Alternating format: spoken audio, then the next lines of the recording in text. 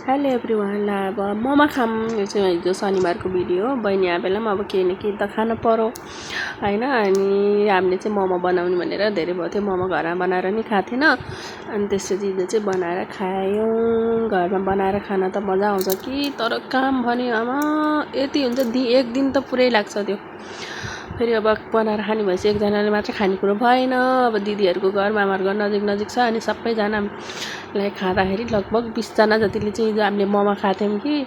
अनि लास्ट काम घरमा मोमो खाने भएपछि चाहिँ अनि रमाइलो नि हुन्छ फेरि घरमा खाने भनेपछि। अनि बनाउन थाल्यौँ। अचार सचार चाहिँ मैले बिहान खाना खाने टाइममै रेडी बनाएको थिएँ, दिउँसो धेरै काम हुन्छ भनेर।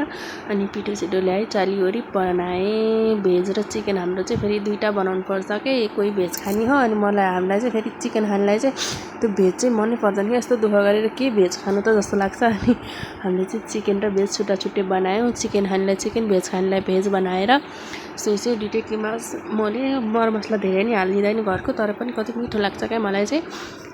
अनि बनाएर सही आगो फुकेर अनि मैले चाहिँ घरमै बनाएँ, मिठो छ। अनि छोरो पनि एकदम खुसी हुन्छ क्या मोमो खाने भनेर। तर के गर्नु, उसले चाहिँ बाहिरको बोक्रा त्यो मैदा मात्रै खान्छ अनि भित्रको चाहिँ खाँदैन। यो मोमो बनाउने बेला यति खुसी भएर बाहिरभित्र गरे थियो नपाकुन्जेल।